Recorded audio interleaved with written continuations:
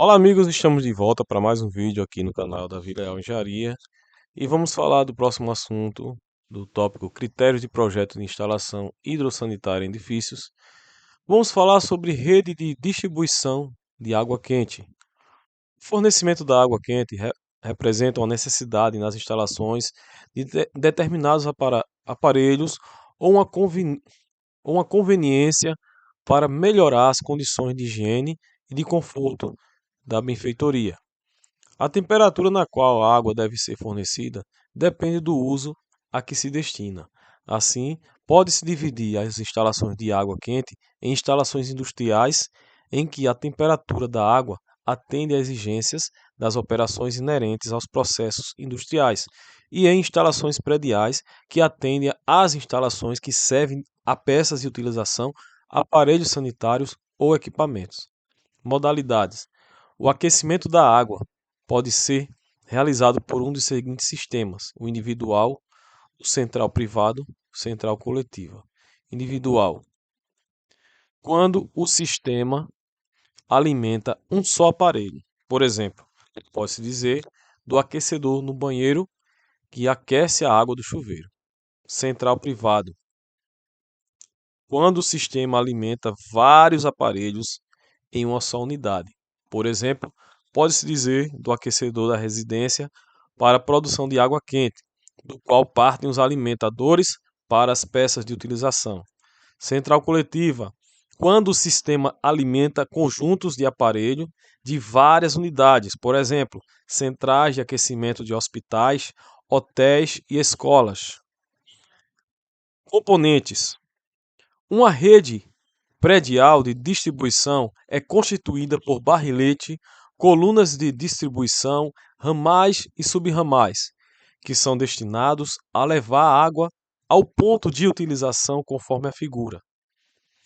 Vamos ver aqui, ó. Número 1, tubulação de água fria para alimentação da água quente. Então, vai entrar uma tubulação, claro, né? Tem que ter água fria para ela ser quente, é lógico.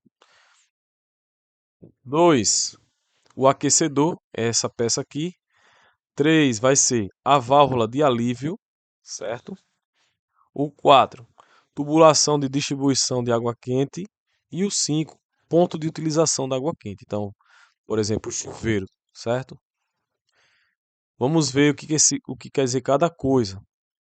Aquecedor de passagem, dispositivo que aquece a água fria que passa por uma serpentina e recebe calor direto da chama do queimador, disponibilizando água quente. Também são aquecedores de passagem os chuveiros e as torneiras elétricas, em que a água é aquecida por uma resistência. Entretanto, são dispositivos de baixa eficiência e consomem muita energia elétrica. Olha aqui, esse aqui. Tem o a gás, né? Esse aqui é a gás. Aquecedor de acumulação. Dispositivo do qual a água fria é levada até um tanque para ser aquecida, seja pela chama do queimador a gás, seja pelo calor gerado pela resistência elétrica. Também existem os aquecedores solares, cuja fonte de energia para o aquecimento da água é o calor do sol, captando-as por placas coletoras e raios solares. Veja aqui, ó. Esse fica conectado à placa solar e ele armazena a água e aquela água fica aquecida e armazenada. Esse aqui é outro tipo também. Misturadores. Derivações especiais destinadas a receber água fria e água quente aquecida, de forma a prover ao ponto hidráulico uma água morna na temperatura adequada para sua utilização, como as torneiras e os chuveiros. Materiais. Os materiais utilizados pela água quente são o policloreto de vinila, clorado, CPVC. Presta atenção, não é o PVC, é o policloreto de vinila clorado, certo? CPVC. E o polietileno reticulado, PEX. E o polipropileno copolímero, PPR. Então, recapitulando, os materiais são CPVC, PEX, PPR, certo? Aqui uma tabela com os diâmetros comerciais do sistema de materiais para água quente, certo? Temos aqui os diâmetros de meia, 15 milímetros, diâmetro comercial, 20, enfim, vários tamanhos.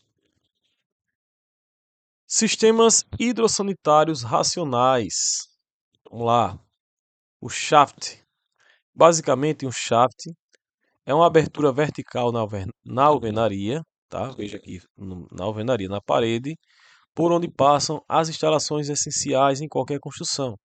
Eles devem ser projetados a considerar todos os fatores envolvidos nas instalações que os utilizarão e que sua construção e instalação seja feita com a precisão adequada. Dessa forma, ao mesmo tempo que disfarça as tubulações, facilita o trabalho de manutenção futuramente, podendo ainda ser disfarçada por meio de uma porta dobrável ou um painel de gesso acartonado, dependendo do material da parede em que está instalado, certo?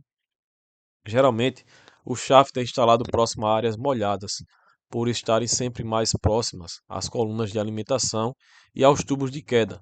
Nesses pontos, é interessante a instalação de T's de visita, de modo a possibilitar que sejam abertos, bem como resolver problemas de vazamentos e entupimentos nos tubos de descida. Além disso, trata-se de um local adequado para a instalação de tubulação e válvulas de aparelhos sanitários em banheiros. Olha aqui, o shaft, tá vendo tem essas conexões aqui, ó. Interessante, né? Pronto. Dada a praticidade que o shaft apresenta, ele pode ser utilizado também como elemento auxiliar de manutenção para instalações elétricas e mecânicas. Parece que isso aqui é instalações elétricas, né? Uns cabos, enfim, parece. Eu creio que isso é de antena, né? Parece que é antena, aquelas antenas, né? TV. Parede seca, drywall. Esse drywall é muito usado nos Estados Unidos, né? Alguém já viu aquela série lá? Reformas dos Estados Unidos, eles sempre usam drywall, né, na parede, por causa da que é para aquecer mais, né, que como lá é muito frio, enfim. As paredes secas, drywall, é um sistema de construção a seco, muito utilizado na criação de novos ambientes com os mais variados fins. É constituída por uma estrutura de perfis de aço galvanizado, na qual são parafusadas, em ambos os lados, chapas de gesso acartonado específicas para o uso em paredes secas. As placas de gesso acartonado podem se apresentar em três tipos: placa de gesso Standard, ST, placa de gesso resistente à umidade, RU, e placa de gesso resistente ao fogo, certo? Essa placa ST, na cor cinza, indica para o uso interno de paredes, tetos e áreas secas. A RU é a placa de gesso da cor verde, que deve ser utilizada em ambientes, né, úmidos e áreas molhadas, como cozinhas, banheiros, lavanderias ou áreas de serviço. Placa de gesso resistente ao fogo, placa de gesso da cor rosa, que deve ser utilizada em saídas de emergência e áreas fechadas, como escadas e corredores. A forma de montagem e os componentes utilizados permitem que a parede seja configurada para atender diversos níveis de desempenho de acordo com as necessidades de cada ambiente, podendo ser instalados tanto em ambientes molhados ou secos. Além disso, antes de as paredes secas receberem o acabamento, seja ele azulejo, mármore, granito ou pintura, recomenda-se a impermeabilização da sua base até a altura de 20 centímetros, no mínimo, para garantir a funcionalidade de placa. A placa de gesso é um material por meio da qual a manutenção se torna mais fácil. No caso específico de uma parede hidráulica, de um banheiro ou de uma cozinha, se surgir um vazamento, basta fazer um recorte na placa, realizar o reparo na tubulação e em seguida encaixar o mesmo recorte, tomando cuidado nas juntas entre o recorte e a parede. Vamos ver mais outros dois sistemas para finalizar. Kits hidráulicos sanitários.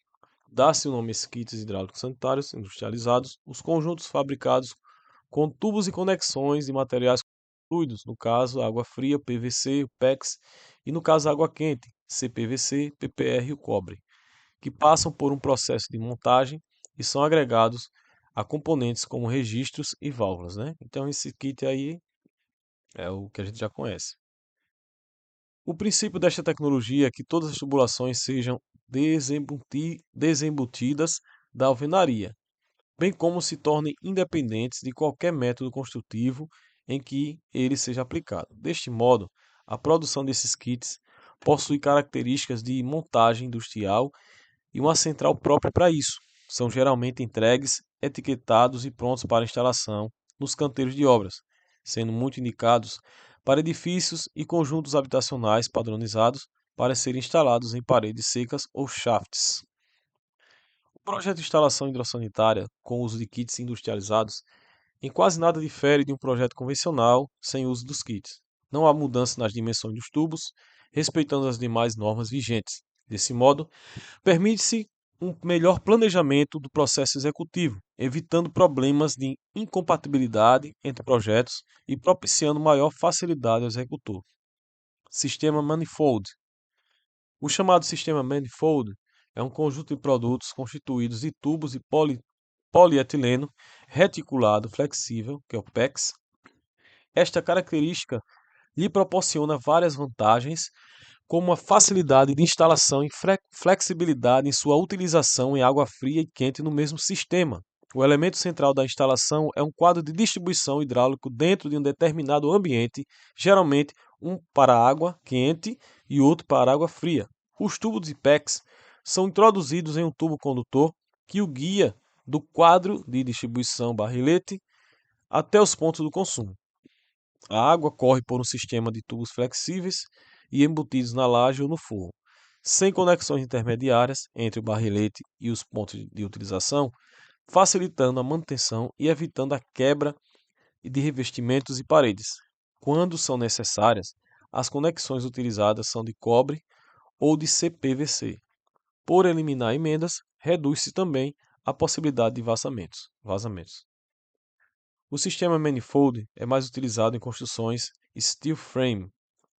Steel frame, o que quer dizer isso? Steel frame é um sistema construtivo industrializado e altamente racionalizado, formado por estruturas de perfis de aço galvanizado.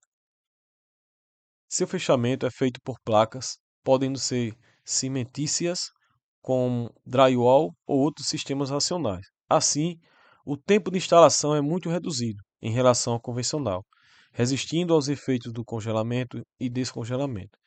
Isso tudo torna o serviço muito facilitado, com menor produção de entulho e gerando uma construção muito mais limpa. Então, pessoal, foi até aqui. Depois eu vou fazer um vídeo falando das representações gráficas, né, nos projetos aí das instalações hidráulicas, certo? Como representa as tubulações, registros, enfim.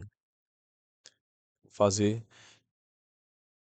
Aliás, vou falar sobre isso aqui. Pessoal, é os primeiros vídeos, tá? Representação gráfica. A representação gráfica do projeto de instalações de água fria e quente pode ser feita em planta de elevação ou em projeção vertical. A vantagem é a possibilidade de representação das cotas em escalas, e a desvantagem é a necessidade de dois desenhos. Veja aqui, ó. Para ampliar a representação também podem ser utilizadas as perspectivas isométricas e as plantas de detalhes. A simbologia para a representação das colunas de alimentação é realizada conforme figura, em que a finalidade da coluna é mostrada. Na porção superior aqui, você vai ver a finalidade, para que serve, e na inferior, e com duas letras, o diâmetro na inferior, certo? Então, por exemplo, se for água fria, vai aparecer aqui um AF. Vamos fazer esse aqui aqui um exemplo aqui, certo? Ah, tem esse aqui, diâmetro. Vou pegar aqui o pente. Aqui já tem um círculo aqui. Vamos fazer um círculo, uma linha aqui para dividir, certo? Pronto. Aí, aqui vai ter um AF. Então aqui AF.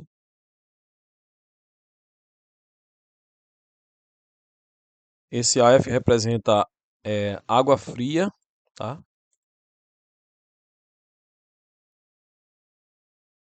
Eita, esse pente é muito atrasado, né? Enfim, aqui é uma F.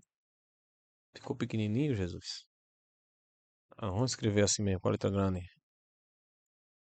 Vai ficar em cima representado a finalidade, por exemplo, água fria. E aqui o diâmetro, vamos dar 20, um exemplo, certo? É isso aí.